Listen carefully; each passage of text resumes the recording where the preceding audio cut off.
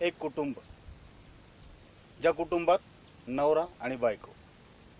नवरा शासकीय रुग्णालयात लॅब टेक्निशियन आणि बायको एका महाविद्यालयात प्राध्यापिका. दोघांचा सुखी संसार सुरू होता. घर होतं, गाडी होती, पण त्यांना सहवास लाभला एका थोर व्यक्तीचा.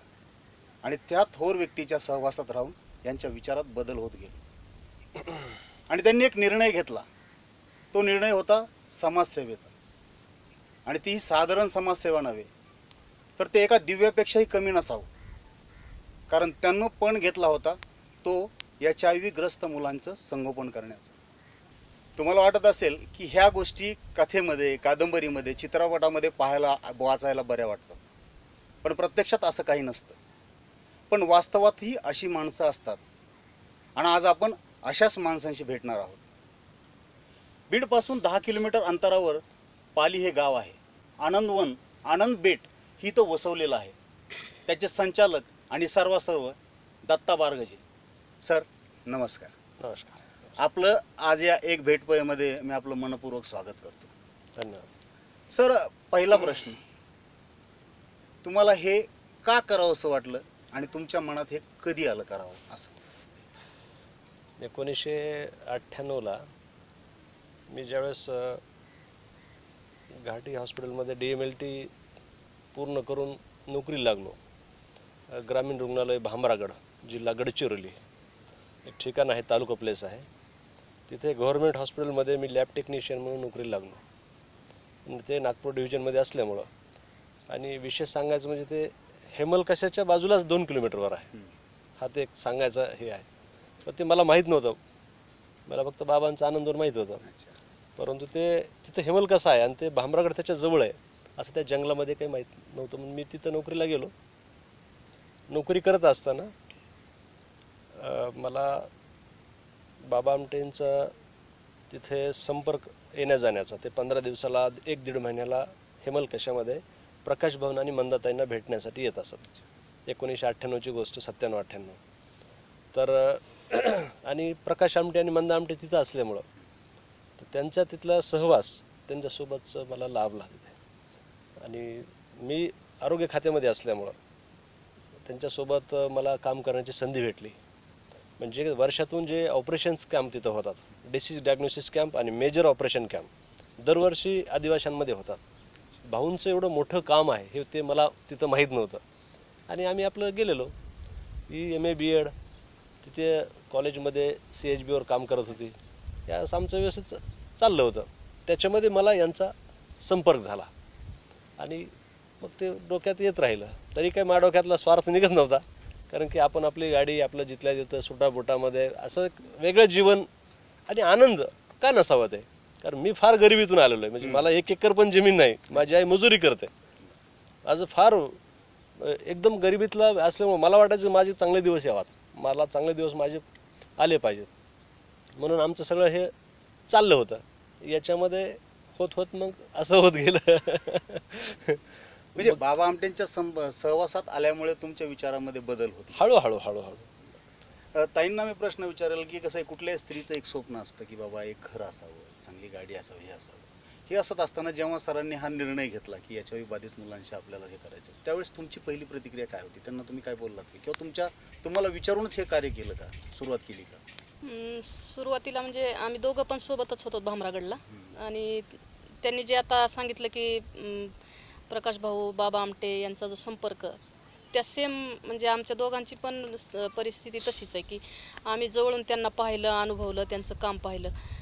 पण जेव्हा हा निर्णय म्हणजे असा कधी ओघाओघानं आला हे लवकर लक्षातच नाही आलं. म्हणजे दोघांपैकी विचार कोणाच्या मनात अगोदर आला? त्यांच्याच मनात अगोदर आला. कारण ते स्वतः लॅब टेक्निशियन असल्यामुळे ते HIV संदर्भात सगळ्या टेस्ट वगैरे करायचे.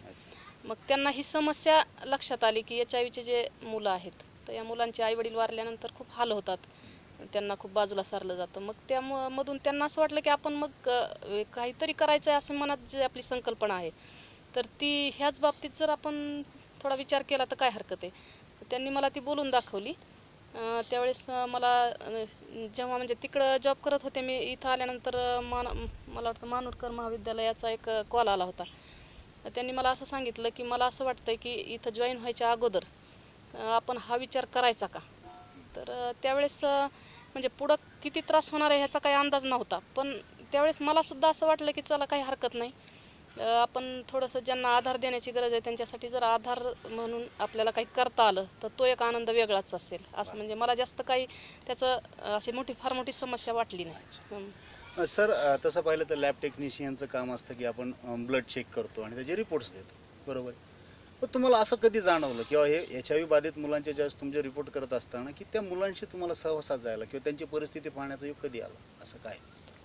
त्याचं कसं झालं माहिती आहे का, मी आहे टेक्निशियन, म्हणजे जातीवंत टेक्निशियन. माझं काम किंवा सगळ्या प्रकारच्या टेस्ट करणं आणि रिपोर्ट सादर करणे. परंतु तिथं काम करत असताना हे रिपोर्ट राहिले बाजूला. तिथं समस्या, आता मेडिकल समस्या चालू आहेच, परंतु एक 12 ते 13 वर्षापूर्वी, एक 15 वर्षाच्या आसपास एड्सची फार मोठी समस्या त्या काळात होती. आणि HIVच्या ज्या समस्या असायच्या की एकदम असं म्हणजे घराच्या घरं असे बहिष्कृत झालेले, आणि त्या माणसाच्या त्याला मेडिकल नाही किंवा त्याचे सगळे असे बहिष्कृतीचं जीवन. याच्यातून असं लक्षात आलं माझ्या की आपण आता हे HIVचा पेशंट मला तिथं सापडतच नव्हता, कारण गडचिरोली जिल्ह्यात HIVचा पेशंट शक्यतो नसायचाच, नाहीच्या बरोबर. आणि मला ते परंतु डोक्यात हे आलं की हीच एक समस्या आहे मोठी, आणि या समस्येवर काम करण्यासाठी आपल्याला थोडंसं तयारी करावं लागेल. म्हणून मी जवळपास 2-3 वर्ष विचारच करतो त्या गोष्टीचा, कारण नोकरी सोडणं सोपं नाही ना. आता मला 42-44 हजार पगाराचा नोकरी, बरं काही काम बी नाही, थोडंसं काम, किती 30-35 OPDचे पेशंट चालायचे माझे. तर या काळामध्ये इतकं मोठं, आणि मग करायचं कसं, परिस्थिती जर अशी किंवा सगळं जेमते, मग हे संस्था उभा कशा करतात हेच मला माहीत नाही, फक्त समस्या मात्र ते तीव्र दिसत होती. मग बाबांसोबत बोलणं, बाबासोबत चालणं, मग बाबा म्हणायचे की आता लेप्रसीची समस्या आता नाही आहे ना, परंतु आता तशाच काळातल्या समस्या फिरत असतात. तर ही समस्या गंभीर आहे आणि तुम्ही त्या क्षेत्रात आहेत, ह्याच्यामुळे ते थोडंसं मला जुळत राहिलं की आपण थोडंसं मेडिकल लक्ष देऊन आपण यांच्यासाठी काही केलं पाहिजे. मग प्रकाश भाऊंचा सहवास असल्यामुळं, म्हणतात त्यांचं सहवास, इतकं मोठं काम हे लोक करतात आणि कुठलंही हे नसताना त्या जंगलामध्ये. म्हणून मी बदली करून बीडला आलो जिल्हा रुग्णालयामध्ये, किंवा जिल्हा रुग्णालयात बीड बदली करून आल्यानंतर मग मी इथं थोडासा गांभीर्याचा विचार केला की आपण खरंच हे ट्रस्ट उभं करावं का, खरंच HIV ग्रस्तांच्या समस्या आपलं काम करता येईल का, कुणी साथीदार शोधता येतील का, असं म्हणून मग माझं तिथं कामासाठी मी थोडंसं बॅकग्राऊंड तयार करत राहिलो. त्याच्यामध्ये मी ब्लड बँकेत एका दिवशी काम करत होतो. एक मला वाटतं 12:30-12:30 वाजले होते. तर त्याच्यामध्ये एक महिला आली, पार्वतीबाई नावाची. मला आणखी ते सगळं चित्र दिसतं की ती युगा असं म्हणजे HIV आणि ट्युबरक्लॉसिस तिला म्हणजे शेवटच्या दारुण ह्याच्यामध्ये आलेली, आणि ते पायऱ्या चढत एक लेकरू बोटाला धरल्याने एक लेकरू असं. आणि मला तुम्हाला बोलायचं म्हणता ओढ तिचे थरथर कापत होते. मी म्हटलं तुम्हाला सप्लाय पाहिजे का, ब्लड सप्लाय आहे का, कुठं पेशंट आहे? ती म्हणली नाही, मला तुम्हाला बोलायचं. कारण तिने ऐकलं होतं थोडंसं किंवा हे काहीतरी HIVच्या बाबतीत ह्यांचं काहीतरी करतात एडसच्या लोकांनाच काही. तर मग तिने मला खिडकीतून उचलून बाजूला भेटण्यासाठी बोलवलं, आणि मग ती सगळं ते सांगताना ती रडतच जास्त होती, मला कळतच नव्हतं नेमकं. म्हणली हे बघा मला एडस आहे, माझ्या नवऱ्याला आहे, माझा नवरा फिरतोय आता जिथं कुठं दवाखान्याच्या आसपास, आता म्हणली दाढी वाढलेली ना, असं हे सगळं लाल गळती, आणि त्याला सुधरच नाही काय करावं ते. म्हणजे इतका तो त्याला एक शॉर्ट बसला होता. आणि ह्या लेकराची टेस्ट बी आता तपासलं तर ह्याचं रक्त बी तसंच निघलंय, आणि हेच फक्त माझं लेकरू चांगलं आहे. या सगळ्या गोष्टीमध्ये मी फार बेभान झालो, म्हणजे मला काहीच सुधारणा, सुन्न झालो. म्हणजे प्रॅक्टिकलच्या अगोदरची गोष्ट बरं का, म्हणजे पाऊस चुलाच्या अगोदर मी एका घरात होतो, मी क्वार्टरला राहायचो शिवाजी पुतळ्यापाशी, एका चांगल्या ठिकाणी माझं क्वार्टर, गाडी, ह्याच्यातून विचार करायला मला पण धाडस होत नव्हतं ना की नेमकं करायचं आहे काय. तर याच्यामध्ये पार्वतीबाईनं फार शेवटचा स्ट्रोक दिला, आणि तिथून पुढं माझ्या कामाचा बांध फुटला. हो, तुम्ही ते क्वार्टरमध्ये राहत असताना तुम्ही मुलांचं तिथं संगोपन करायला सुरुवात केली आणि लोकांनी त्रास दिला आणि तुम्हाला ते सोडावं लागलं तिथे. तर मला सांगा की ज्यावेळेस तुम्ही हे निर्णय घेतला, तर ठीक आहे, आता HIV बाधित म्हटलं की सर्वजण अगदी 2 पावलं पाठीमागे सरकतात, हे तर ठीक आहे. पण हा निर्णय घेतल्यानंतर तुमच्या नातेवाईकांमध्ये ती काय रिएक्शन होती? नातेवाईकांना काय वाटायचं, ते मला फोन करायचे की लय गोंधळ झालाय किंवा मी ऐकतो, हे असं करण्यापेक्षा इंग्लिश स्कूल काढ, एखादी संस्था काढ, असं म्हणायचे ते. मी म्हणायचो मग हे कशासाठी करायचं आहे, मिळकतीसाठी करायचं नाही म्हणलं हे. पण ते त्यावेळेस त्यांना विश्वास बसत नसेल, त्यांना वेळेस हे असंच बोलतात. सगळे संस्था चालक आधी सुरुवातीला समाजसेवेचं नाटक करतात आणि पुन्हा त्यांचं आहे ते इंग्रज. त्यांना आता आमचे नाते काही कमी हुशार नाहीत, पण त्याच्यावर पण माझ्याजवळ कुणीच यायला तयार नाही, न कुणी ट्रस्टी व्हायला तयार नाही. ह्या सगळ्या गोष्टीमध्ये मी अडकलो होतो. किंवा मी मला किचन वेगळं करा, किचन वेगळं तरी ठेवा. कधीच येणार नाहीत तसं जर एकत्र मग किचन हा जेवणार नाहीत किंवा येणार नाहीत, मग तुम्ही क्वार्टरमध्ये कशाला सुरू करता, कुठं जरी सुरू करा. आणि हे सगळं आम्ही तिथून सुरू करत होतो. म्हणजे त्या काळात तुमचे नातेवाईक तुमच्या घरात जेवत सुद्धा नव्हते, आलेच नाहीत परत. म्हणजे आलेच नाही. आजही थोडस आजही या डोंगरावरती माझे नातेवाईक येत नाही समजायचं, अच्छा, की सर्रासपणे कुणा वावरच नाही त्यांचं, वर्षानुवर्ष नाही वावर. म्हणजे तुम्हाला सगळा त्याग करूनच बाहेर पडावं लागलं असंच म्हणजे म्हणावं बऱ्यापैकी आम्ही पाठ फिरवलेली. आता आमचे नातेवाईक म्हणजे तुम्ही सगळे.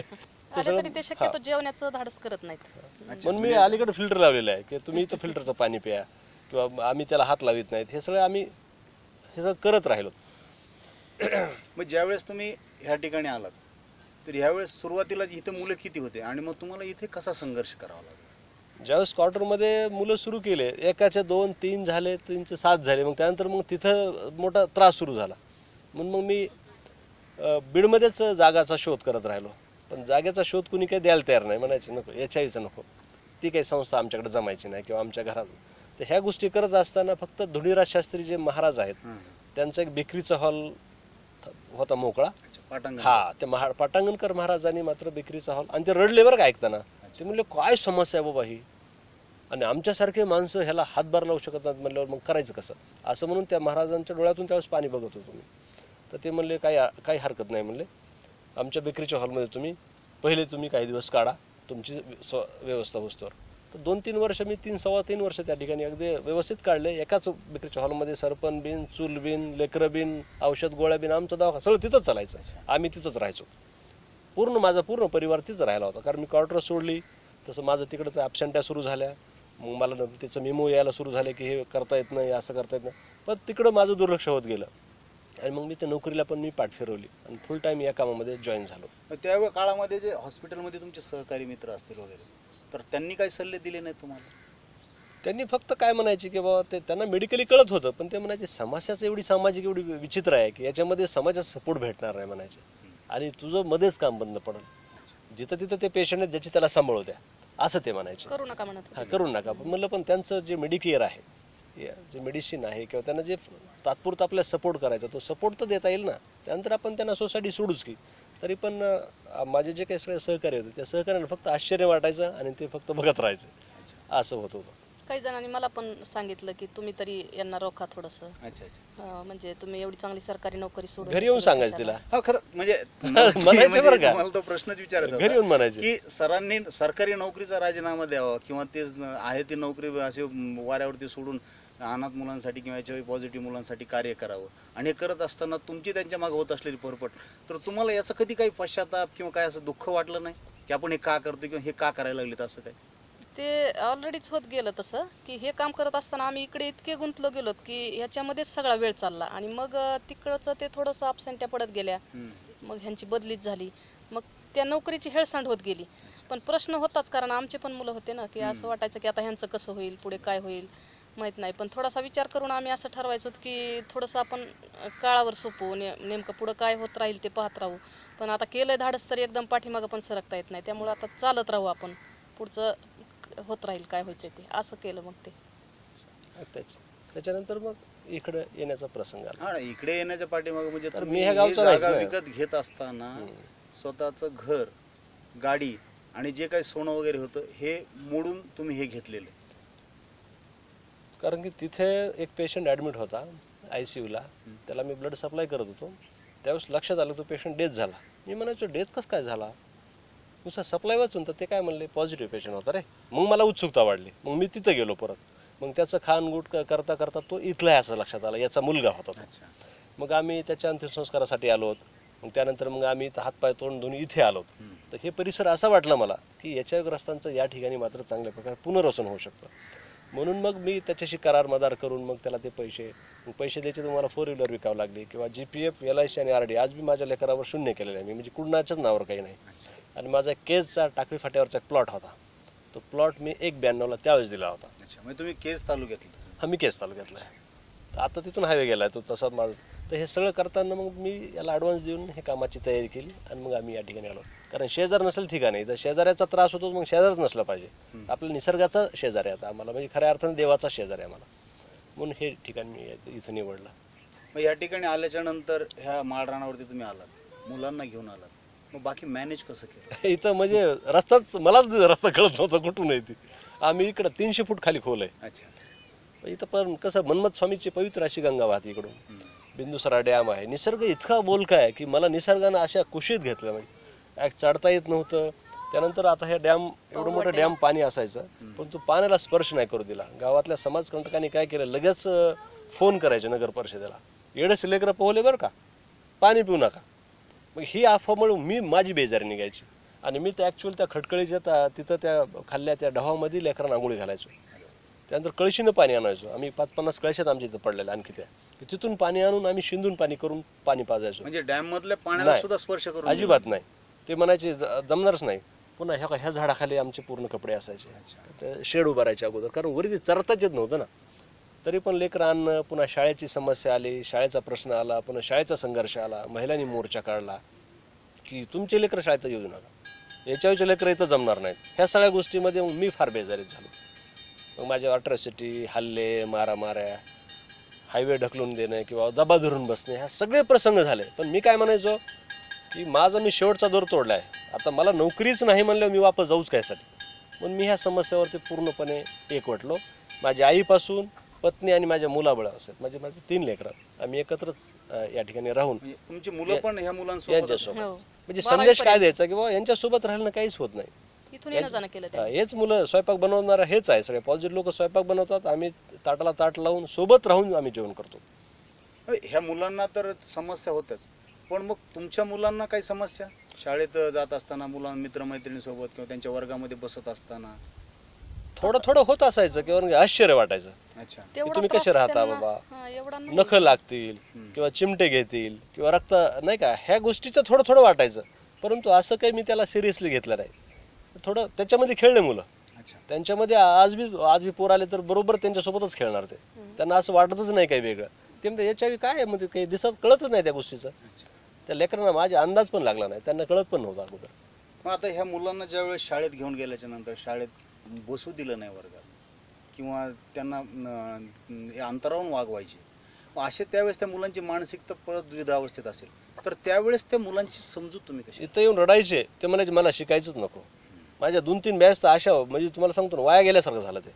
कारण तिकडं गावाल्यांचं तसं, आणि ते म्हणायचे एक तर झाडाखाली बाहेर बसू देत सतरंजी अंथरून, नाही तर कम्प्युटर हॉलमध्ये सगळ्याला कुचून टाकतात. म्हणजे सगळ्या लेकरं एकाच कम्प्युटर हॉलमध्ये, आणि तिथं मग कसं तरी पुन्हा खिचडीला रांगेला नाही, पाण्याच्या रांगेला नाही. मग आम्ही कशासाठी जायचं शाळेमध्ये? मग मी दर शाळेच्या सुरुवातीला नारळ फोडून त्या मंदिराची पूजा करायचो. आणखी तुम्हाला वाटलं असं आत्ता सुद्धा मी तसं करतो. माझ्या लेकराला फक्त स्वीकार करा, त्यांना मिसळू द्या, त्यांचा काही दोष नाही, तो काही रोग तसा फिरत नाही, हे काही असं कॉन्टॅक्ट डिसीज नाही किंवा सोबत राहिल्यानं होत नाही. ह्या सगळ्या गोष्टी करून करून आता त्याला 12 वर्ष झाले. तर ही समस्या हळूहळू संपत आता असा स्वीकार आहे, आता पाठीमागच्या कडीला वर्गात बसू देतात. म्हणजे पण आणखी आणखी पण सर्रासपणे मिसळू देण्याची प्रक्रिया मी त्या समाधानी नाही. आणखी तुम्ही कुठल्या लेकराला विचारा की मला इथला लेकरू तिथला बसू देत का. सुरुवातीला जर गेलं तर तो पाठीमाग बस, किंवा कुठल्या उच्चारण्यामध्ये त्याच्यामध्ये त्याला प्राधान्यक्रम दिला जात नाही. ही थोडीशी खंत माझी आहे. शासन स्तरावर मी बोलतोय किंवा नाही का, आंदोलनं केले, उपोषणं केले, परंतु शासन कसं आहे, लय त्याला असं गेंड्याची कात्री आहे, त्याच्यामध्ये मग असं पर्टिक्युलर याला हे करता येत नाही. तरी हे वातावरण हळूहळू बदलत चाललंय, याचा आम्हाला आनंद वाटतो. बरं, मग याच्यावी मुलं आपल्या आश्रमामध्ये आल्याच्या नंतर त्यांचं संगोपन कसं केलं जातं, त्यांच्या आरोग्याची निगा कशा पद्धतीने राखली जाते आणि त्याचा कितपत परिणाम होतो त्या मुलांच्या आयुष्यावर? आता कसं आहे, आता 15 वर्षापूर्वी मी एकदा म्हणलो होतो की एड्स हा रोग, म्हणजे एड्स हा जो रोग आहे, ह्या भीतीनेच माणूस मरतोय. त्या रोगानं मरतच नाही खरं तर, त्याला जो सॅडबॅक बसतो, त्याला जो धक्का पोचतो, ह्यानं त्याचं जास्तीत जास्त त्याचं जे हे होतं ते आरोग्याचे नुकसान होतं खरं तर. कारण त्याला मानसिक आधारच भेटत नाही, सोसायटी सपोर्ट नाही भेटला, नातेवाईकांनी जर त्याला नाही जवळ केलं तर मग ते पेशंटचे हालच होतात ना. ॲक्च्युअली ते एक व्हायरल इन्फेक्शन आहे.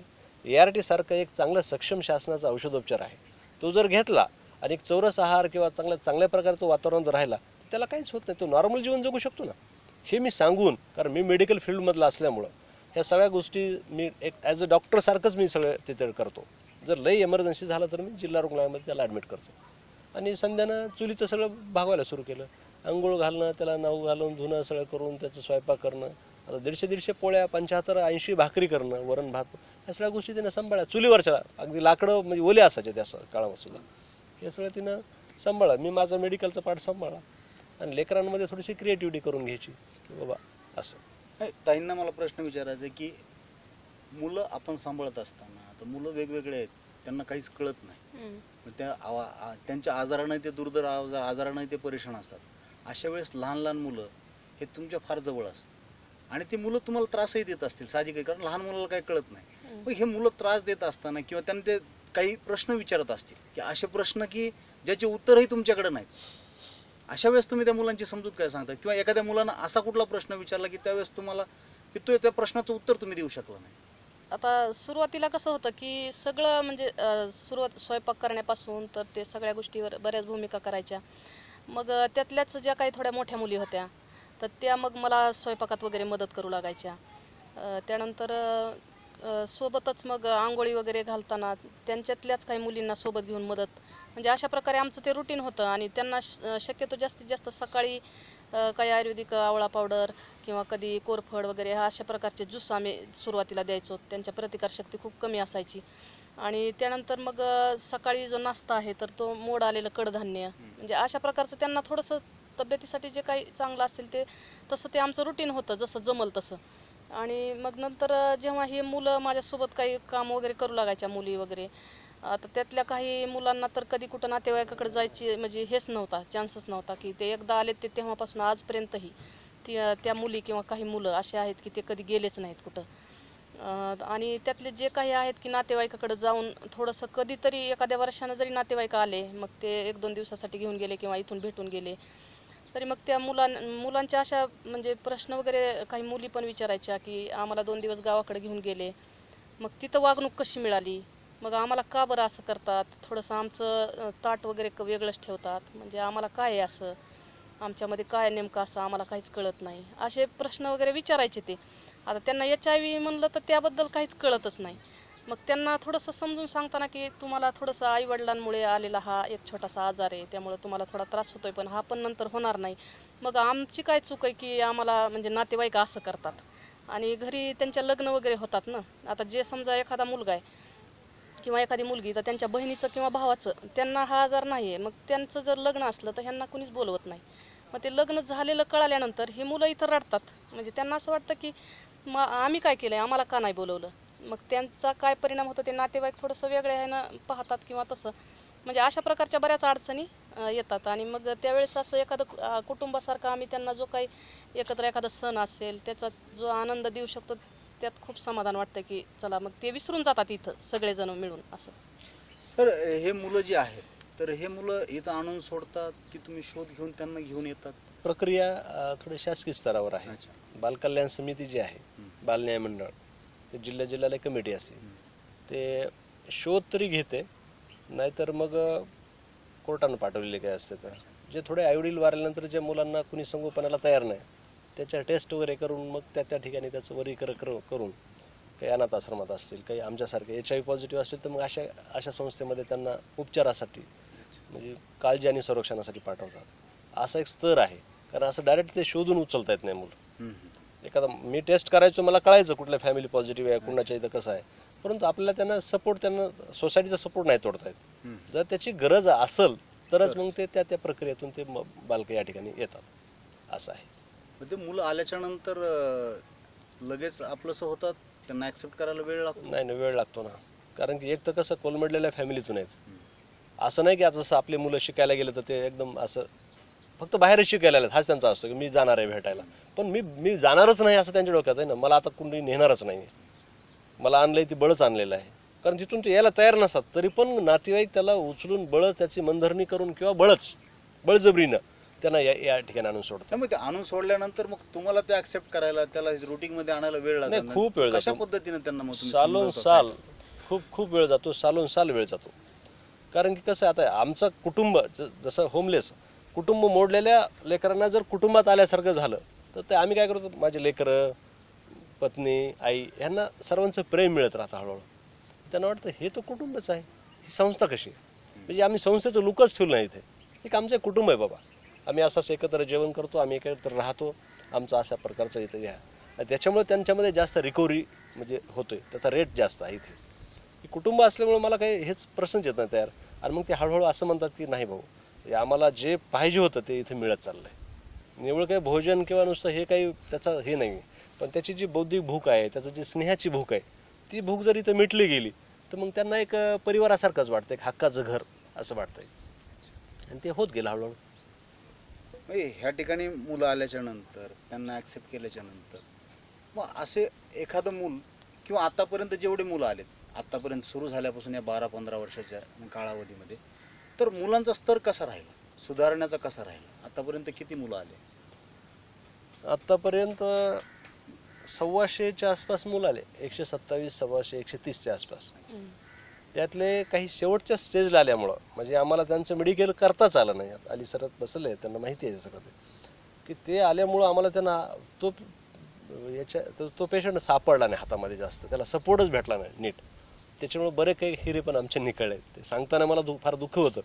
ते आमच्या मांडीव ज्यावेळेस ते त्यांचा हे जातो, जीव जातो, अखेरचा निरोप घेतात, त्यावेळेस पण फार असं वाटतं की आमच्या कुटुंबातला सगळ्यात जवळचा हा नातेवाईक गेलेला आहे. कारण ते संस्था म्हणून आम्ही त्यांच्याकडे बघतच नाहीत कधी. तर ती फार वाईट अवस्था असते. उपचार करत असताना सिव्हिल हॉस्पिटलमध्ये कधीतरी जातात, उपचार करत असताना औरंगाबादच्या घाटी हॉस्पिटलमध्ये कधीतरी जातात. तर हा क्षण थोडासा वाईट आमचा जातो. आणि तसं मुलांची ज्यावेळेस तब्येत खालावते किंवा असं वाटायला लागतं की ह्या मुलाची तब्येत आता घसरत चालली, अशा वेळी तुम्ही त्यांच्या नातेवाईकांना काही कॉल बॅक करतात, त्यांना माहिती देता? कारण काही लोकांनी कसं गावच्या सरपंचांनी नाही तर काही मुखिया लोकांनी कधी कधी काही लोकांना आणलेलं असतं.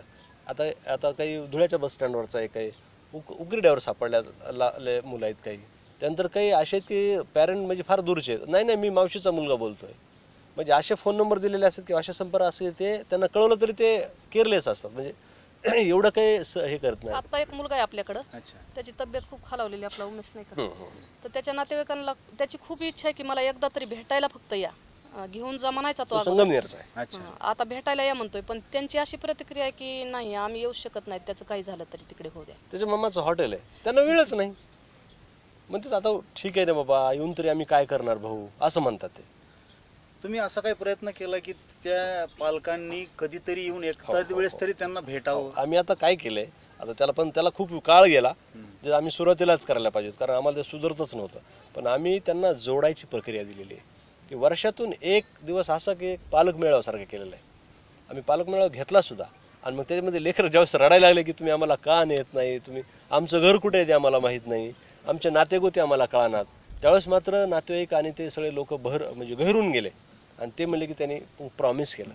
मी म्हणलं बघा, एक 4-8 दिवस, दिवाळी सुट्टी असेल, उन्हाळ्यात सुट्टी असेल, उगं थोडं तरी त्याला स्नेहसंपर्क करा ना. काही घेऊ नका, नवे कपडे घेऊ नका, चपला बुटा घेऊ नका, काय करू नका, पण थोडासा त्यांना स्नेह द्या की ओके आत्याचा मुलगा आहे, ओके मामाचा मुलगा आहे, हे की तुझी आजी आहे, हे की तुझं घर होतं, काही काळजी करू नको, नंतर तुला माझ्याकडेच यायचं आहे, असं जर तुम्ही म्हणलात तर ते चांगलं जगल ना. आणि याचे चांगले परिणाम तयार झाले की आमच्यामध्ये आता अटॅचमेंट वाढले, रिलेटिव्हचा आमचा पत्रव्यवहार वाढला. आणि नाही आता तुला 18 वर्षानंतर किंवा तुला आता ते घेऊन जाणार आहेत बरं का, मग तुझं लग्न करायचं आहे, मग तुझं शिक्षण करायचं आहे, तुझ्या नोकरीचा विचार करले, तुझी प्रॉपर्टी तुला मिळून देणार आहेत. ह्या सगळ्या गोष्टी ज्यावेळेस आम्ही हवा इथं तयार केली त्यावेळेस याचे चांगले परिणाम झाले. म्हणजे आता पालक लोक येऊ लागले, आता ते स्वीकार वाढत चालला. म्हणजे बऱ्यापैकी फरक पडलाय नव्हतं, नाहीच्या बरोबर त्याचा बऱ्यापैकी फरक. सर मी पुढचा प्रश्न तुम्हाला विचारणार आहे, थोडासा क्रिटिकल आहे पण तो विचारणं गरजेचं आहे की काही मुलं अशी असतील की त्यांची प्रकृती चांगली होत गेली, बऱ्यापैकी सुधारली, मुलं वयानं वाढत गेली, जसे जसे मुलं वयानं वाढतात तसे शारीरिक बदलही होतात, मुलांच्या मानसिकता होतात, वेगवेगळे प्रश्न मनात यायला लागतात. मग तशा वेळेस तुम्ही त्यांना कसं फेस केलं ना, तो तर शेवटी मेडिकलचाच मुद्दा आहे. आणि मी पण त्याच्यावर फार गांभीर्यानं गेलो, माहिती का. मुली असत्या लवकर मुली होत चालल्या, त्यांचे त्या वयातले विचार बदलत चालले, कारण अनाथ पण त्याचा काही संबंध नाही ना, शरीर माफ करत नाही किंवा शरीराचे बदलच आहेत ते. मुली तरुणीमध्ये बसून आम्ही किंवा आता हे आपल्यासमोरची समस्या नाही, हे आपल्यासमोरची एक संधी आहे, मी त्याला संधी समजून घेतलं. आणि मी 4 मुलींचे लग्न केले सर, म्हणजे पॉझिटिव्ह हो बिलकुल. आणि त्यांच्या जीवनामध्ये आशा तयार झाली. आता ते म्हणतात की अरे आपलं होऊ शकतं, तेव्हा तिचं झालंय, तेव्हा तिचं झालंय, तिचं घर आहे, ती सोसायटी जाते तेव्हा तिचं घर बसलं, तेव्हा तिला मूल आहे. ह्या गोष्टी झाल्यामुळं आणि पुन्हा इकडचं कॉलेजचा मी पर्याय करून दिला. म्हणजे कोमल जैन फर्स्ट इयरला आहे, 4 मुलं ITIला आहेत, 2 मुली आणि 2 मुलं. त्यांना वाटतं शिक्षण पण करतायत, आपले आपली सोसायटीत पण बसता येतं. ह्या उमंग त्यांच्या वाढत गेल्या आणि आम्हाला आनंद वाटतो सांगताना की आता एक मुलं आज तुम्हाला डॉक्युमेंट दाखवतो की HIV निगेटिव्ह रिपोर्ट बाळपण आल्यामुळे झालं म्हणजे HIV पॉझिटिव्ह असलेल्या कपल्स मधून हो हो तुम्हाला ते तुमच्या समोर त्यांचं सादर करतो मी. बाळपण निगेटिव्ह झालं आता ते बाळ आता खेळतंय बघा ते. आता येईलच तर हे याच्यामुळे त्यांना वाटतं आता चला म्हणलं तुमच्या वंशाला दिवा आणि तुमच्या जीवनामध्ये एक उमंत तयार झाली ना. आणि हा सगळा बदल मुली आणि मुलांमध्ये खूप झाला आहे. शिकाव वाटायले, ट्युशनला जातात, बाहेर प्रवास करतात, नातेवाईकाशी चांगलं बोलायले, नाही तर आधी चिडचिड करायची आणि मधल्यामध्ये त्यांची एक अशी घुसमट व्हायची. ती घुसमट त्यांची दूर झाली. त्यांना एक थोडासा श्वास मिळाला आहे. स्वप्न हे होऊ शकतं, स्वप्न त्यांचं शक्य आहे असं पण आता वाटत चाललंय मुलांना. मी तुम्हाला हाच प्रश्न विचारणार आहे की मुलींचं एक स्वप्न असतं, कारण मुली स्वप्न बघत असतात, प्रत्येकजण स्वप्न बघत असतात. तर मुलींना अशा कुठल्या गोष्टी तुमच्याशी हे केल्या की जे सरांशी बोलू शकल्या नाही पण तुमच्याजवळ बोलले असतील, अशा कुठल्या गोष्टी? म्हणजे त्या तशा म्हणजे लग्नाच्या संदर्भात वगैरे तर काही मुली बोलतच नव्हत्या. पण आम्हाला असं वाटत होतं की ह्यांना जर पुढचं काही स्वप्न नाही दिसलं तर ते आंधळेपणाने एकदम काहीतरी वेगळंच होऊन जाईल. अच्छा. कारण तसा एक काळ असा होता की बऱ्याच अडचणी इथं तयार झालेल्या होत्या. मग त्यामध्ये थोडंसं मेडिकलचं वगैरे त्यांना सगळं माहिती असल्यामुळं मग ते हा प्रयोग आम्ही करण्याचं ठरवलं. आणि इथंच डोंगरावर 1-2 लग्न झाली सुरुवातीला, 2 मुलींची लग्न. मग त्यापैकी एक मुलगी इथंच राहते आणि एक बाहेर. आणि मग त्यांचं लग्न झाल्यानंतर आम्हाला जास्त काही बोलायची गरजच पडली नाही की आपोआप सगळ्यांनाच ते पुढं स्वप्न दिसायला लागलं. आणि म्हणून मग ज्यांना शिक्षणात इंटरेस्ट आहे किंवा ज्यांना असं वाटतं की आपण कॉलेज करावं, नोकरी करावी, ते मुलं आता कॉलेज करतात, सगळं हे करतात. आणि काही जणांचं मग जे लग्न वगैरे जसं एखादं स्थळ वगैरे चांगलं आलं की मग ते जुळून आपण हे करतो. मग ते स्थळ HIV पॉझिटिव्हच असतं. पॉझिटिव्हच. की ज्यावेळेस तुम्ही पहिल्यांदा ही म्हणजे संकल्पना म्हणा की हा विचार तुमच्या मनात आला की ह्या मुलींचं लग्न लावून द्यावं, आणि ज्यावेळेस हा विचार तुम्ही बोलून दाखवला असेल त्यावेळेस प्रतिक्रिया कशा आल्या? सुरुवातीला तशी भीती वाटली आणि सोसायटीत पण म्हटलं जायचं की कशाला करता लग्न, पॉझिटिव्ह लग्न करून काय करणार तुम्ही, चांगल्या चांगल्याच्या संसार बसा ना, कशाला करता कुठाने.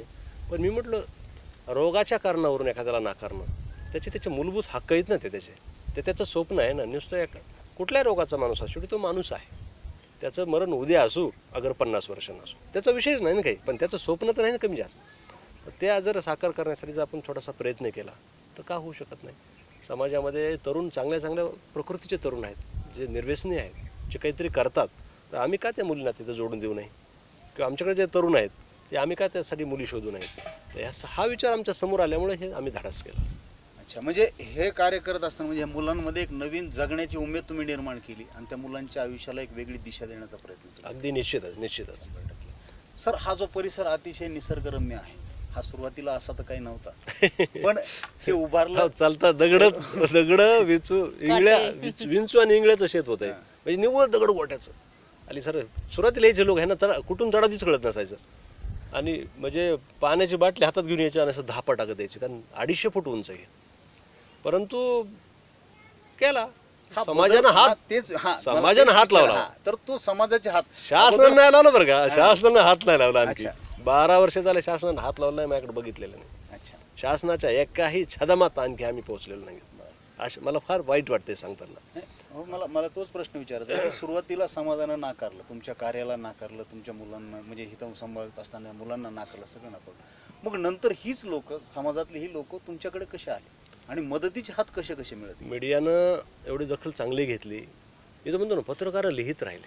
अच्छा, चांगुलपणा वा पत्रकारांचा, मीडियाचा चांगुलपणा मला नवल वाटतं. लोक मीडियाला काही म्हणत असतील, पण मला मीडियानं खाऊ घातलं, पिऊ घातलं, माझ्या लेकरांनाच संगोपन केलं मीडियानं. लिहित राहिले, पोहोचत राहिले, आणि दातृत्वाचे हात असे वाढत राहिले. मग औषध असतील, अन्न असेल, कपडा असेल, शेल्टर असेल, बांबू खिळ्याच येतो, पण एवढ्यासाठी मीडिया लिहित राहिली आणि समाज इथवर पोहोचत राहिला.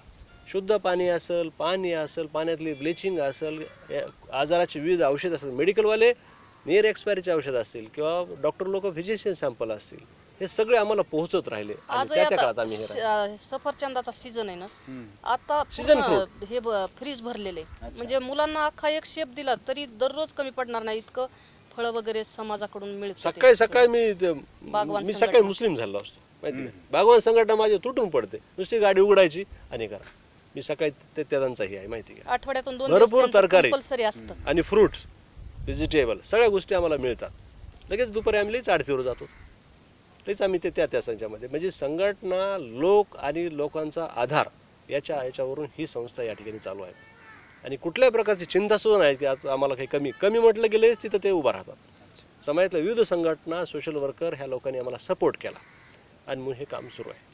पण सुरुवातीला कसं मिळवत गेलं? आता सुरुवातीला ज्यावेळेस सुरू केलं त्यावेळेस अन्नधान्याचा प्रॉब्लेम असेल, वाढदिवस म्हणजे तुम्हाला आणखीन ह्याच्या मेडिसिनचा प्रॉब्लेम असेल, तर हे जशा समस्या मांडत गेला, साहजिक कुठलंही काम करत असताना लगेच कुणी ॲक्सेप्ट करत नाही किंवा कुणी लगेच देत नाही, कारण दाते असले तरी पण ते गेल्या गेल्या मिळत नाही. खरं आणि मला कळत पण नव्हतं ते सुरुवातीला थोडा नोकरीचा सपोर्ट चालला, काही दिवस चालला. पण कसं आहे आता एवढं ह्याचं रिकव्हरी आहे, नोकरीचं किरकोळ होतं सगळं. ते संपल्यानंतर मी थोडा हवालदिल झालो मधल्या काळात. ते मागायचं कसं, मग मी आता नोकरीला असलो मला थोडी लाज पण वाटायची. पण लोक म्हणायचे तू फकीर आहेस, तुला कुणासाठी मागायचं आहे? लेकरांसाठी. मग तू थेट माग, मनात काही ठेवू नकोस, जे लागेल तेच माग. मला तेल पाहिजे तेलच, मीठ म्हणू नको. मीठ असेल तर चटणी म्हणू नको, चटणी असेल तर साखर म्हणू नको. ह्या सगळ्या गोष्टी मला शिकवल्या. आणि डॉक्टर गिरीश कुलकर्णी म्हणून आहेत स्नेहालयाचे, त्याच्याकडे मी थोडंसं हे सगळ्या व्यथा मांडायचं. तर गिरीश सांगायचं मला की नाही जाता, तुला प्रकाश आमटेसारख्या महापुरुषाचा हात लागलेला आहे, सहवास लाभलेला आहे, तुला काहीच कमी पडणार, तू फक्त काम करत राहा. आणि डॉक्टर गिरीश कुलकर्णीचं मग मी हे मला मनात सारखं वाटायचं. मग जे पाहिजे तेच मी मागत राहिलो आणि हे काम पुढे चलत राहिलं. अखंडपणे ही प्रक्रिया सुरू राहिली. कुणालाही आलं की असं छाती वाटवलं, त्यांना वाटतं हे सगळं माझं आहे. ते त्यांचंच होऊन गेलं हे सगळं. ह्याचा आम्हाला जास्त आनंद वाटतो. म्हणजे सुरुवातीला आम्ही दोघंच जायचो. आता एखादा म्हणजे व्यापारी आहे, त्यांचं दुकान आहे, तिथं जायचं, काही स्वीकारपत्र बनवून घेतलेले होते, मग त्यांचं ते भरून घ्यायचं वाढदिवसाचं. मग तुमचा वाढदिवस असेल त्या दिवशीच तुम्ही मदत करा. मग अशा प्रकारचे आम्ही आता सध्या आपल्याकडे किती असतील ते स्वीकारपत्र? 2-2.5 हजार आमच्याकडे ऑकेजन जमवले. तेवढ्या लोकांच्या इथं सकाळी 7लाच फुल जातं आमचं. त्याच्या उशाला फुल ठेवलं. आज आपला मुलगा जातो एक छोटा मुलगा असतो आणि त्यांना ते फुल देऊन शुभेच्छा देतो. ते एवढे प्रसन्न होतात की त्यांना नातेवाईकांनी शुभेच्छा दिल्यापेक्षा हे खूप चांगलं वाटतं. आम्ही प्रार्थना करतो त्या निमित्तानं ते मदत करतात. त्या दिवशी त्याला जे शक्य आहे त्याच्या परीने, मग धान्य घेऊन जा म्हणणार, नाही तर म्हणणार थोडीशी फळं घेऊन जा बेटा, असतील तरी जे केळी देतील घेऊन ते जा, स्वीकारायचं. जुने कपडे असतील किंवा आम्ही चपला बुट सुद्धा गोळा करतो जुने, आणि इथे खेळ मारून आम्ही ते वापरतो. हे सगळं त्याच्याकडून आलेलं आमच्यासोबत येतं, ते सगळं आम्हाला आनंदाने येतं. आणि मग त्याला शुभेच्छा आणि आम्हाला हा खाऊ असं. आणि आता काही जण काय करतात, इथे वाढदिवस करतात मुलांमध्ये. ते हॉटेलमध्ये करू शकले असते किंवा त्यांच्या मोठ्या नातेवाईकात, पण तो सगळा खर्चाला फाटा टाकतात आणि काहीतरी भेटवस्तू आणणं आणि मुलांमध्ये वाढदिवस करणं. आमच्या मुलांना आनंद वाटतो त्याचा. हा सगळा आनंद द्विगुण झाला की मग आमचं हे सगळं काम. आणि विशेष म्हणजे आम्ही सगळेच जण जुनेच कपडे वापरतो आलेले. आज आता एवढी वर्ष झालं तुम्ही काम करता, हे कार्य करत असताना बरेचसे वाईट चांगले प्रसंग तुमच्या आयुष्यात येऊन गेले असतात, साहजिकच. मला प्रश्न असा विचारायचा की असा एखादा प्रश्न जो उद्भवल्यानंतर तुम्ही एकमेकांना प्रश्न विचारला की आपण हे का करतो? आता सांगावं तरी की जितकं असे क्रिटिकल प्रश्न आहेत वाटू शकतं ना, पण वापस फिरण्यासारखं वाटलं नाही मला. नाही, एक प्रश्न असा की एखादी घटना की जी घडली आणि तिथे इन्स्टंट वाटलं की का करतोय मी हे. आमच्या जीवावरच बेतलं होतं. इतकं जे टोकाला गेलं, आता कसं नाव उल्लेख करणं योग्य नाही, परंतु म्हणजे डिवाइसवेच्या कॅबिनमध्येच आमचं सगळं हे इतके म्हणजे प्रचंड समाजातले काही समाजकंटक नाही काय, इथं इतक्या चांगल्या ठिकाणी हा रोग नसावाच किंवा हे सगळं कशासाठी असं गैरसमजा तयार केलेले लोक. तर त्यावेळेस पोलीसची गाडी देऊन आणि पोलीस देऊन आम्हाला पोहोचवलं गेलं आणि म्हणजे कशाला कुठाने करता हे, तुम्ही जाऊ नका म्हणे, असे जाऊ दबा नका, धरून धरून बसले असतील, तुम्हाला हल्ला करून तुमची गाडी ढकलून पाडतात म्हणलं तुम्हाला काही करू शकतात ना, पोलीस कुठवर जाणार आहेत. ह्या सगळ्या त्यावेळेस आम्ही एकमेकाकडे बघायचो, लेकरं झोपलेले आमचे. मला फार वाईट आहे त्या गोष्टीचं. म्हणजे घरी जायला आम्हाला रात्रीचे 11 वाजले होते, त्यावेळेस लेकरं झोपलेले आणि ते सगळं बघून असं वाटायचं की आता मागे फिरावं की पुढे जावं, काय करावं, पण काहीच सुचतच नव्हतं. मग पुन्हा दुसऱ्या दिवशीपासून अजून कामालाच लागून ते जसं पुढं होईल तसं बघत राहू म्हणून चालतच राहिलो. पण तो प्रसंग त्या दिवशीचा खूप भयानक होता. असं कुठला एक प्रसंग आहे की जे म्हणजे असे प्रसंग भरपूर आले असेल, पण अचानकपणे एखादा पेशंट आलेला आहे आणि तुम्हाला वेळच मिळाला नाही? शक्यतो कसं होतंय की माझे 2 ठिकाण आहेत, इथे बी आणि जिल्हा रुग्णालय बी. म्हणजे मला ते दोन्ही ठिकाणी करणं शक्य होतं, परंतु कधी कधी तसं कन्फ्युजन झालेलं आहे किंवा इथे त्याचं ॲडमिशनचं कंप्लीट प्रक्रिया करावी की अगोदर हॉस्पिटलला न्यावं. तर तशा वेळेस मला डायरेक्ट आधी तिथंच नेऊन आम्ही तिथं उपचार केलेले आहेत. पण तसा पण पेशंट डेथ झालेला आहे 1-2-2.5 दिवसाच्या कालावधीमध्ये सुद्धा. फार सिरियस पेशंट जर आले तर कधी कधी ते 2 दिवस सापडतो किंवा इथे हातात न सापडायच्या ऐवजी आधी सिव्हिलला नाही. अशा पण प्रसंगामध्ये मी अडकलेलो आहे. बऱ्याच आणि वेळेस. अशी एक घटना इथे झालेली आहे की एक वृद्ध बाई तिचे मुलं इथं घेऊन आले होते ते सोडवण्यासाठी आणि ते सांगत नव्हते. तो काय प्रसंग आहे? एक म्हणजे एक वृद्ध व्यक्ती होती, मला वाटतं 56 काहीतरी वर्षाची होती ते. आणि त्यांचा मुलगा मुलगी आणि काही नातेवाईक होते सोबत. संध्याकाळच्या वेळेला ते घेऊन आले त्यांना आणि मुंबईवरून आले होते मला वाटतं ते. तर त्यांनी असं सांगितलं की आता ह्यांना शेवटच्या काळात असं कुणीच ह्यांचं करण्यासाठी नाही. मग आम्ही त्यांना विचारलं की तुम्ही कोण आहेत यांचे? तर त्यांनी सांगितलं ही मुलगी आहे, हा मुलगा आहे आणि मुंबईत स्वतःचं घर आहे, प्रॉपर्टी आहे, म्हणजे त्यांनी काहीतरी नोकरी पण केलेली आहे. मग त्यावेळेस आम्हाला खूप म्हणजे नवल आम्ही वाटलं. म्हणलं कुठे आहे तो पेशंट? हम्म. ते म्हणजे काय ते गाडीत आहे. मग गाडीपाशी गेलो होतो आम्ही, तो गाडीचा झोपवलेला आणि उगाच शेवटच्या स्टेजवर. मी म्हणलं तुम्ही कोण आहे, तुम्ही कोण आहे, तुम्ही कोण आहे, तू कोण आहे बेटा? ते म्हणले मी मुलगी आहे, तिथे त्यांचा मुलगा आहे, हे मेहून आहे असं सांगायला लागले. मी म्हटलं बरं. मग म्हणलं हा जर पेशंट कॅन्सरचा असता किंवा नाही का दुसऱ्या कुठल्या आजार असता तर ते म्हणले मग काहीच अडचण नव्हती.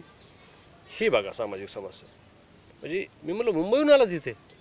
मी म्हणलं बरं ठीक आहे मी याला सांभाळतो, मग तुम्ही याची प्रॉपर्टीचं काय करणार? याने जे कमवल्या त्याच्या निढळ घामातून जे कमवलं त्याचं तुम्ही काय करणार? मग ते सगळे चूप बसले. ते म्हणले हिच माझं आता लग्न जमलंय. लग्न जरी जमलं तरी घरात वृद्ध पेशंट असू शकतो ना, त्याचं काय का होईना, परंतु तुम्ही करताय काय म्हणलं याचा तुम्हाला भान आहे का? आणि मी स्पष्ट त्याला बेलहड हॉस्पिटलचं हे दिलं, म्हणलं मी नाही घेणार तुम्हाला, मी तो पेशंट कारण वापस तिथं पाठवणार. खर्चिक आहे पण त्या माणसाला चांगली सेवा ते म्हणलं मिळेल. कितीही खर्च लागू द्या हं. तर तुम्ही ह्याला स्वीकार करा. मी म्हणलं खर्चाचा विषय नाही, म्हणलं तुम्ही ह्याला सांभाळू शकता ना.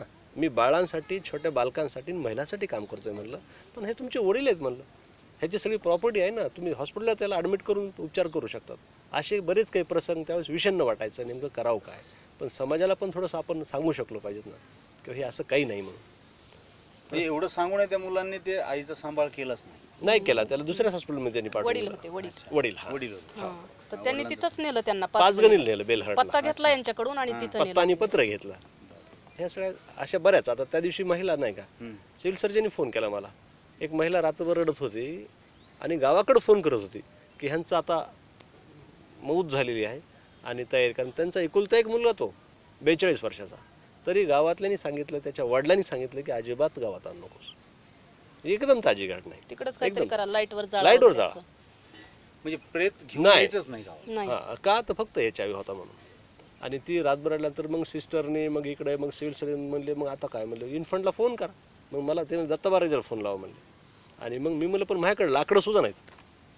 तर मग आम्ही रात्रभर खड्डा केला, पहाटे सुरू माहिती आहे, खड्डा करून त्याचं अंत्यसंस्कार केले आणि इथं त्याचं दफन केलं. आणि ती इथंच महिला त्याचं ती महिला इथं ठेवली इथंच केलं. आणि त्या महिलेला 3 महिन्यानंतर उभा केलं, तिचा सपोर्ट चांगला केला आणि तिला सध्या एका दुकानावरती, कपड्याच्या दुकानावरती लावलेलं तिला. अच्छा, म्हणजे महिलांचं सुद्धा बालकांसोबत हो, महिलांचं कुटुंबच म्हणजे- होतं ना तिचं. अच्छा. महिलांचं पण थोडं पण पुनर्वसन. गावातल्यांनी स्वीकार केला नव्हता. गावातल्यांनी बिलकुल त्याचा अंत्यसंस्कार करण्यासाठी नाकार केला आणि नाकारला होता. तर अशा काही समस्यातून पण आपल्याला त्यांच्यासोबत काम करणं म्हणजे गरजेचं आहे. बालकांसोबत निराधार महिलांचं सुद्धा कार्य हो, या महिला पण ठिकाणी विधवा सुरू महिला आमच्या 6 महिला आहेत. अच्छा. त्यांचं निराधार आहेत, HIV विधवा आहेत त्याचं आहे ना. हो. आहे. म्हणजे HIV के निराधार असलेल्या नाही फक्त HIV अच्छा. मी काम याच्यावर सुरू केलं. HIV असलेल्या पण विधवा महिला. विधवा अच्छा. महिला. नवरा मेला, मुलं मेले, स्वतः त्यांचं HIV आहे, संगोपन, औषध. त्यांचं सगळ्या प्रॉपर्टी विषयक काही सल्ले असतील ते आणि आनंद काय असं वाटतो की त्या महिला आधारासाठी आल्या होत्या पण त्या आता कार्यकर्ता झाल्या. अच्छा. अशा तुम्हाला महिला दिसतील की त्यांना ज्या पण महिला उभं केलं आपण मग. त्या उभा केला, त्या एक चांगल्या प्रकारे इथं काम करतात आणि हसून काम करतात सगळ्या समाजातलं. त्या उलट म्हणतात की बरं झालं मी इथं आले, मला काहीतरी काम करण्याची संधी तरी आली या रोगाच्या निमित्ताने, बरं का, HIVच्या निमित्ताने. तर ह्या सगळ्या गोष्टीचा बदल होत गेला आहे. सर, आता आपली चर्चा उत्तरार्धाकडे आलेली आहे आणि मी तुम्हाला प्रश्न विचारणार आहे तो, आणि ते दोघांनी वेगवेगळी उत्तरं द्यायची. की आयुष्यातली एक सल जी कोणती, जी राहून गेली? मला मुलाबाळांना वेळ नाही देता आला आणि त्यांच्या ज्या काळामध्ये त्यांच्याकडे लक्ष द्यायला पाहिजे होतं त्या काळात मी नाही लक्ष दिलं. माझे सहकार्याचे मुलं IITला आहेत आजही तुम्ही बघितलं तरी, कारण की काही कमीच नव्हतं. परंतु त्या काळात मी इतका भांबावलेलो होतो ह्या कामामध्ये, अक्षरशः म्हणजे आमच्या भेटीगाठी होत नसायच्या. आणि त्यांची जी हेळसांड झाली त्याची सल मात्र मला वाटतं एक बाप म्हणून निश्चितच मी ते सांगू शकत नाही इथपर्यंत मला ते वाईट वाटतं की मी काय करू शकत नव्हतो, तरी पण मला ते नाकारावं लागलं त्या सगळ्या गोष्टी. ती एक सल छोटीशी वाटत होती पण ती आता कमी होत चालली आता माझ्या मनात. म्हणजे मुलांकडे पाहिजे तेवढं लक्ष देऊ शकला नाही. ताईंची कुठली सर? माझी पण तीच आहे.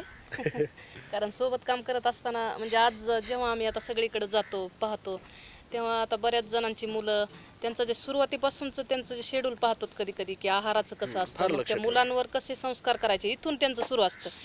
तेव्हा मग आम्हाला कुठंतरी वाटतं की ठीक आहे, आज जे मुलं ज्या स्टेजला आहेत त्यांचे संस्कार वगैरे चांगले आहेत सगळे, आणि आम्ही जेव्हा ही गोष्ट मुलांना पण बोलून दाखवतो तेव्हा ते पण आमच्या म्हणजे आमचं समाधान करतात. आता मुलगा खूप चांगल्या पद्धतीनं सांगतो की नाही, तुम्ही जे केलंय ते खूप चांगलं केलंय, म्हणजे आम्हाला ते समाधानी आहे, आम्ही तुमच्यावर खूप समाधानी आहेत असं ते म्हणतात. तेव्हा कुठंतरी थोडं बरं वाटतंय. पण ही गोष्ट मनात राहून जाते की आम्हाला मुलांना अजून असं करता आलं असतं. आता काय करतात ती मुलं? आता एक याच कामासाठी BAMS BMS करतो. मुलगा. अच्छा, म्हणजे त्यांना पण ह्याच संगमनेरला कार्यात वाहून घेणार. त्यांनी तयारी ठेवली आहे, कारण की डॉक्टरांची वानवा राहते ना, हां हां. इथे थोडंसं प्रॉपर डॉक्टर असणं अच्छा. खूप जमेची बाजू राहते म्हणून. आणखी एक मुलगी लॉ करते, ते त्यांनीच निवडले. मग बाकीच्यांनी एक फोटो आणि जर्नलिझम करते, एक मुलगी जर्नलिझम फोटोग्राफी. ते त्यांच्या व्यवसायासाठी ते निवडलेलं आहे स्वतःच. अशा प्रकारे आहे ते आमचं आणि आता एक स्वप्न कुठलं आहे? स्वप्न. म्हणजे मला या संस्थेला संपवण्यासाठी न्यायचं आहे. मला खरं सांगायचं म्हणजे कसं, हे वाढू नये, हा भरणा हे कमी झाला पाहिजे, परंतु कसा प्रॉपर की यांना शिक्षण आणि थोडंसं स्किल देऊन मला यांना थोडंसं सोसायटीमध्ये सक्षम करायचं आहे, आणि मी तो करतोय सध्या. इथले असे कमी होत गेले पाहिजेत मुलं, आणि त्यांनी सक्षमपणे सोसायटीमध्ये जोड दिला पाहिजे की हे बघा, हा प्लंबर आहे, हे बघा हा मेकॅनिक आहे, हा रेडिओ चांगल्या प्रकारे दुरुस्त करू शकतो, हे काही शिलाई मशीनमध्ये नंबर, हिची एम्ब्रॉयडरी चांगली आहे, असं मला संदेश द्यायचा आहे. इलेक्ट्रिशियनमध्ये याचा हात कोणी धरणार नाही. अशा प्रकारे जोड करून त्यांना त्या कामामध्ये मला जर जोडता आलं, आणि ते जर समाजात जर हसायला लागले, तर माझं स्वप्न पूर्ण झाल्यासारखं असं मला वाटलं. नाही तर हे कायमच माझी खतखत राहील असं मला वाटतं. सर, कुणाला जर स्वप्न विचारलं तर असं सांगतात की मला माझ्या संस्थेचं कार्यभार वाढवायचं आहे. पण आज आपण असं पहिल्यांदा मी ऐकतोय की ही संस्था संपवायची. खरोखरच सर तुमचं हे फार मोठं स्वप्न आहे, आणि निश्चितच हे स्वप्न तुमचं पूर्ण होईल. करणारच, अशा सदिच्छा मी पूर्णच तुम्हाला करणार. देतो. दुसरं आणि संशोधन सुरू करील, आपण पण जे- इथले हे लेकरं मी हटवणार आहे, आणि त्यांना सोसायटी जोडून देणार, नातेवाईकासोबतच जोडून देणार आहे, मी ठरवलेलं आहे. आपण जे दिव्य हातात घेतलेलं आहे, हे फार मोठं कार्य आपण करतात. हे कार्य सर्वसामान्य व्यक्तीच्या म्हणजे आवाक्यातलं नाही, असामान्य व्यक्तीच असं करू शकतात. आपण दोघं जे हिरिरीने करतात त्या कार्याबद्दल आम्ही तुम्हाला सलाम करतो, आणि आपला वेळात वेळ जो आम्हाला दिला त्याबद्दल मी आपले मनपूर्वक धन्यवाद व्यक्त करतो. आणि धन्यवाद. या ठिकाणीच एक भेट हा कार्यक्रम आपण थांबवतोय. आपण पाहत राहा A to Z रिपोर्ट, आपली बातमी, आपला आवाज. धन्यवाद.